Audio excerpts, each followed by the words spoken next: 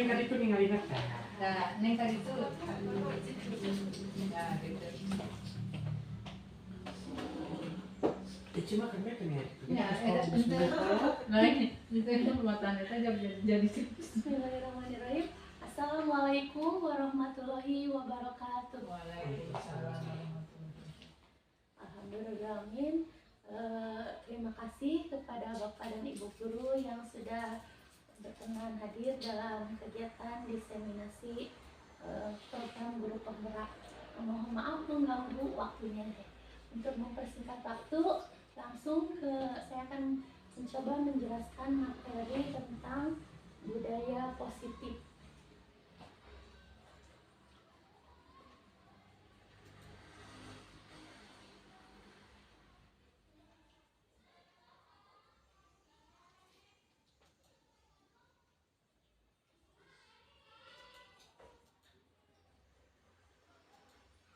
Dalam budaya positif ada 7 pembahasan materi. Yang pertama, perubahan paradigma belajar. Yang kedua, kebutuhan dasar manusia. Yang ketiga, motivasi perilaku manusia. Yang keempat, budaya positif. Yang kelima, keyakinan kelas. Yang keenam, posisi kontrol guru. Dan yang ketujuh adalah segitiga restitusi.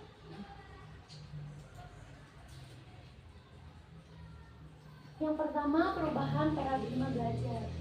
Seperti yang sudah diketahui, Ki Hajar Dewantara merupakan tokoh pendidikan, bapak pendidikan nasional. Menurut Ki Hajar Dewantara, tujuan utama dari pendidikan yaitu menuntut segala kodrat yang ada pada anak. Dengan begitu, anak atau peserta didik dapat tumbuh sebagai manusia dan anggota masyarakat yang mampu mencapai keselamatan dan kebahagiaan setinggi-tingginya. Jadi anak itu mempunyai potensinya masing-masing. Ada yang lebihnya di akademik, matematika, ada yang lebihnya di seni, ada yang lebihnya di olahraga, ada yang lebihnya di seni tari, peran, dan sebagainya. Potensi anak-anak itu berbeda-beda. Sehingga kalau dalam kurikulum Merdeka itu ranking itu sebenarnya tidak ada. Jadi semua anak punya bakatnya masing-masing, dan kita sebagai guru harus mengembangkan, meningkatkan bakat yang ada pada anak. Belum tentu yang bisa matematika tapi olahraganya jago, belum tentu. Belum tentu juga yang bisa seni olahraganya jago gitu. Jadi setiap anak punya bakat potensinya masing-masing.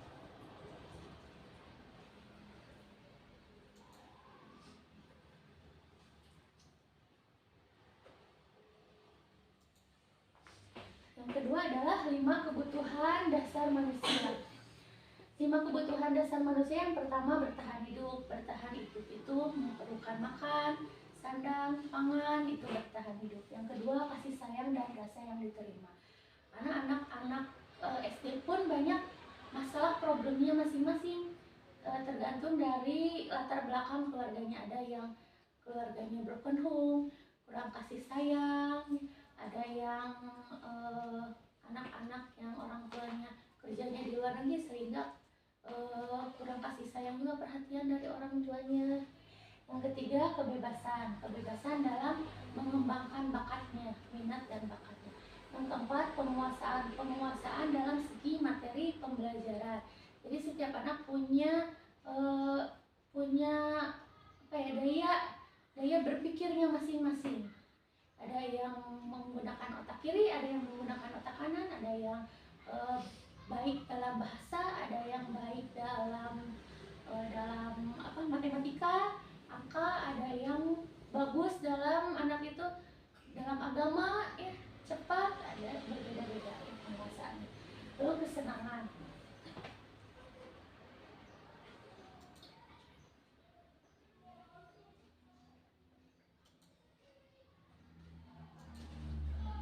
Dalam perilaku setiap manusia ada motivasi untuk melakukan sesuatu hal. Yang pertama adalah untuk menghindari hukuman. Yang kedua adalah mendapatkan penghargaan. Yang ketiga adalah untuk menjadi orang yang mereka inginkan dan menghargai diri sendiri dengan nilai-nilai yang mereka percaya. Anak-anak biasanya lebih condong ke yang pertama, hukuman, atau yang kedua, ya. itu motivasi dalam melakukan suatu tindakan. Nah, dalam menerapkan karakter atau sikap harus disertai dengan budaya positif. Budaya positif itu adalah perwujudan dari nilai-nilai atau keyakinan universal yang diterapkan di sekolah agar mereka dapat berkembang menjadi pribadi yang kritis, penuh hormat, dan bertanggung jawab sesuai dengan profil pelajar Pancasila. Profil pelajar Pancasila itu yang pertama ada beriman kepada Tuhan Yang Maha Esa, berakhlak mulia, berkebinekaan global, bernalar kritis, mandiri, kreatif, inovatif, dan kolaboratif. Itu adalah profil pelajar Pancasila, dan untuk menanamkan itu harus ada budaya-budaya positif. Jadi tidak hanya teori yang diajarkan materi di kelas, tapi ada praktek-praktek pembiasaan baiknya yang sehingga melatih anak untuk menerapkan profil pelajar Pancasila.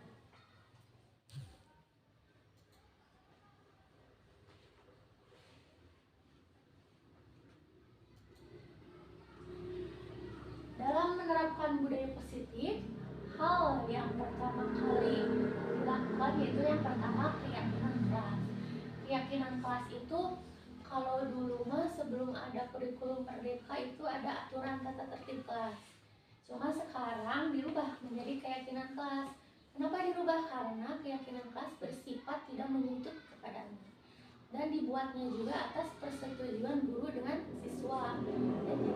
Jadi membuat aturan yang pertama misalkan harus mengerjakan PR, mengumpulkan PR tepat waktu, harus menghormati atau tidak boleh mengejek teman, menggunakan kata-kata kasar. Itu aturan-aturan keyakinan itu nilai-nilai baik yang diterapkan itu harus disetujui, kesepakatan dibuat antara guru dengan siswa. Itu kayak gitu.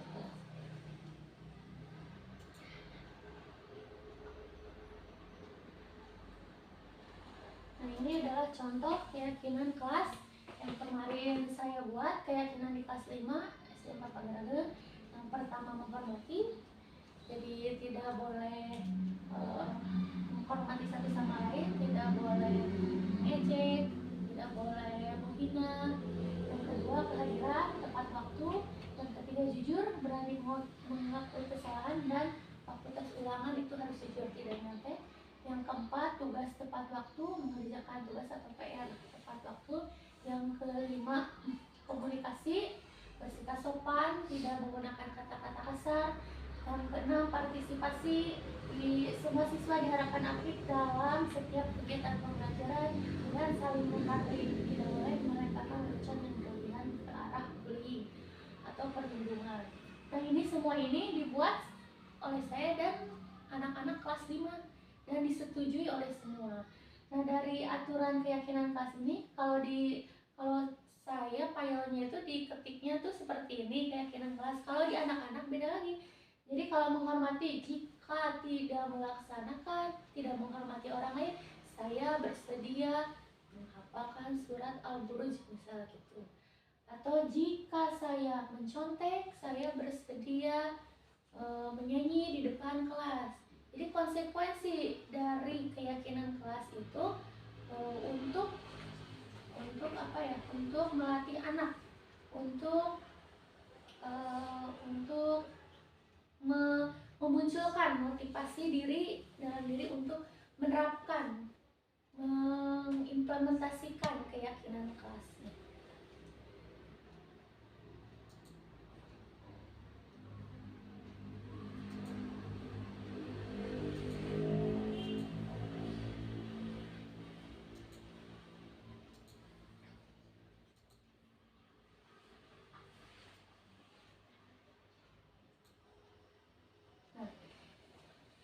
Selanjutnya yaitu 5 posisi kontrol. 5 posisi kontrol itu ini adalah peran guru dalam pembelajaran. Yang pertama penghukum, 2 pembuat rasa bersalah, yang ketiga teman, yang keempat pemantau, dan yang kelima manajer.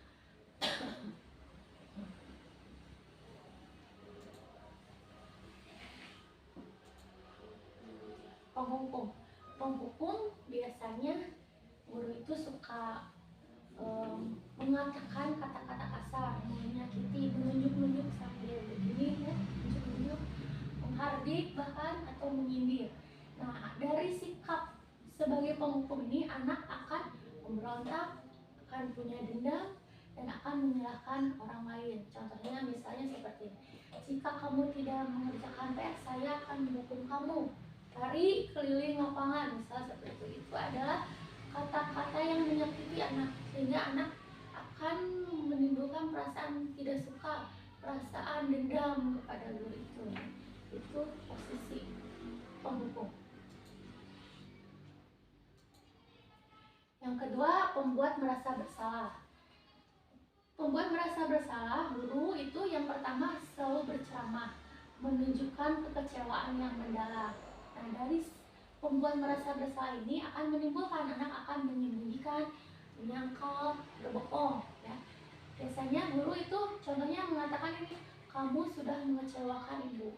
Nah, jadi dari kata-kata kalimat itu akan punya akibat punya efek dalam psikologi anak. Ya. Sehingga anak akan gimana ya caranya supaya saya aman gitu, tidak dimarahi sama guru gitu, sehingga anak bisa berbohong, menyangkal atau menyembunyikan kebenarannya. Yang ketiga, sebagai teman. Ya. Sebagai teman, guru akan membuatkan alasan untuk muridnya. Nah, anak akan ketergantungan. Misal gini, kita terlalu dekat dengan anak itu juga tidak baik ya. Anak akan terus ketergantungan kepada kita. Ada sesuatu hal tidak bisa mengerjakannya sendiri. Jadi, Bu, ini gimana ya? Ini begini. Ini harus gimana ya, Bu? Bantuin. Jadi merasa ketergantungan kepada gurunya.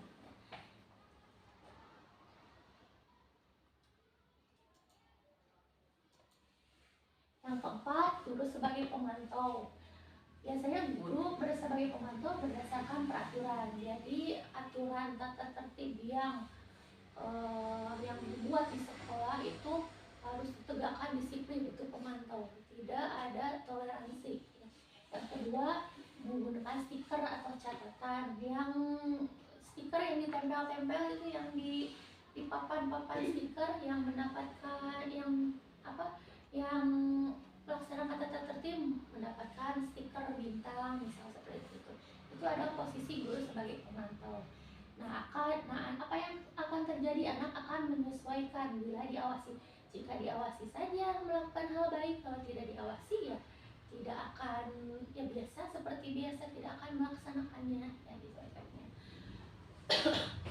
Terus yang dikatakan oleh gurunya biasanya contohnya jika anak berkelahi dengan temannya, kasusnya apa yang sudah terjadi, apa peraturannya, apa konsekuensinya, ya seperti itu contohnya. Posisi sebagai pemantau. Nah, yang kelima, posisi sebagai manajer. Nah, ini manajer, guru akan mengajukan pertanyaan-pertanyaan. Nah, ini efeknya anak akan menguatkan karakter. Jadi pertanyaannya itu berdasarkan dari keyakinan kelas. Jadi pertanyaan yang diajukan itu untuk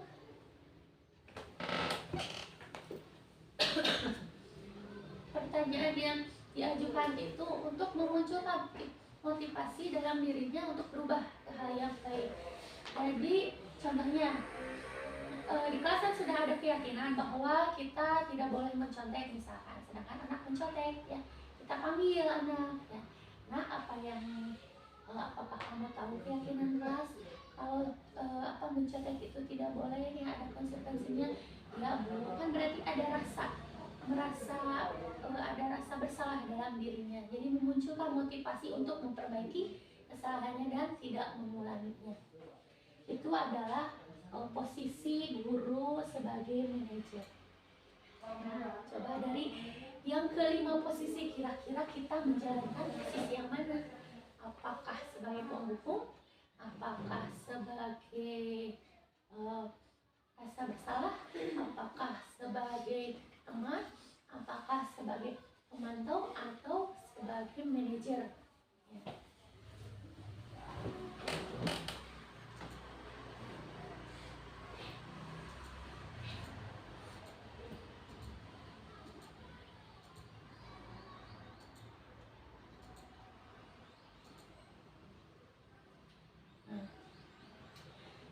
Yang terakhir adalah segitiga restitusi.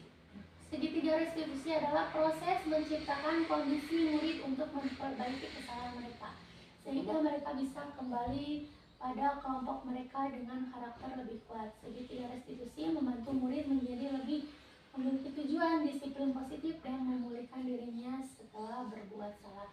Jadi segitiga restitusi dilakukan jika anak terus-menerus melakukan kesalahan, misal terus mengerjakan PR dari hari ke hari, sudah diingatkan konsekuensinya, keyakinan kelasnya, terus tidak mengerjakan PR. Nah itu mah harus di segitiga restitusi, harus dipanggil secara pribadi, ya, diajak ngobrol kenapa, apakah ada masalah di keluarganya, ya, terus ditanya penyebabnya, terus mencari solusinya, ya, terus dinasihati supaya tidak mengulangi lagi. Itu adalah segitiga restitusi.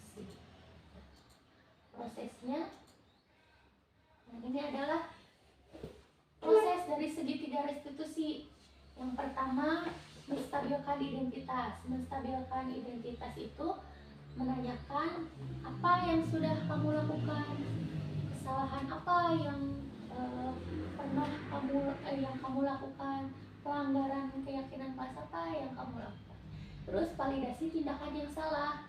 Apakah cara yang lebih efektif untuk mendapatkan apa yang kamu butuhkan, atau kamu tentu punya alasan mengapa melakukan itu.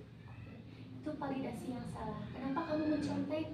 Itu adalah validasi tindakan yang salah. Setelah validasi tindakan yang salah, menanyakan keyakinan.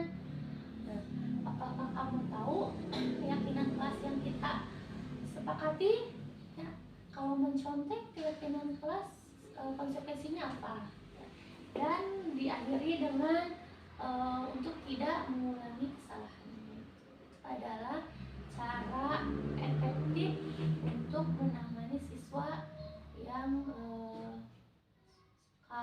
melanggar aturan-aturan tata tertib sekolah.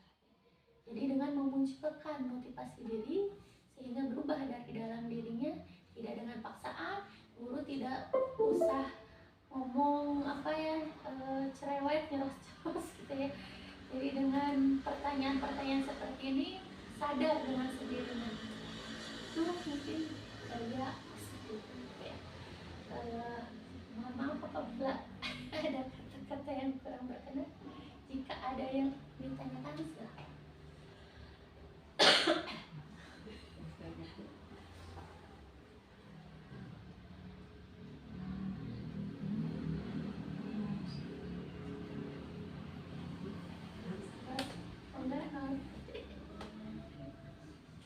Tadi itu diulangi dari mana teh eta Pancasila emang? Profil pelajar Pancasila. Ya. Profil pelajar Pancasila tadi berulang hati. Yang pertama kenapa? Beriman pada Tuhan Yang Maha Esa.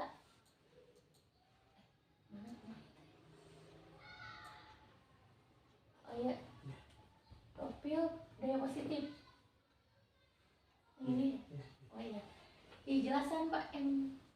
Yes, profil pelajar poin-poinnya, poin-poin profil pelajar Pancasila. Beriman pada Tuhan Yang Maha Esa, ya. Jadi penanaman tentang akhlak ya, terus ibadah ya, tentang ibadah, rajin sholat.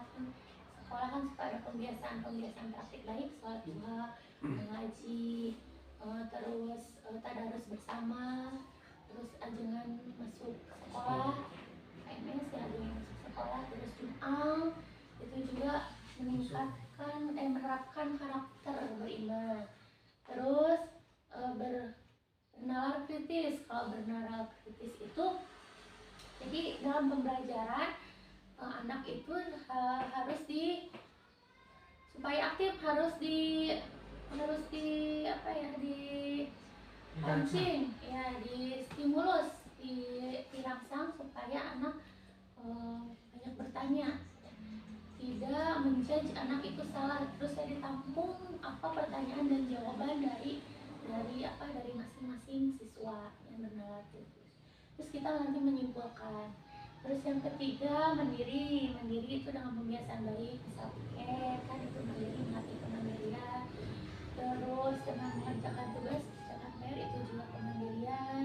Nah, terus inovatif itu dalam pembelajaran kan pada karya ya, karya praktek-praktek diusahakan anak itu lebih baik mengerjakannya sendiri, tidak mengandalkan orang tua dan tidak mengandalkan kalau kelompok yang lebih pintar ya, jadi karyanya sendiri walaupun hasilnya ya beragam gitu kan.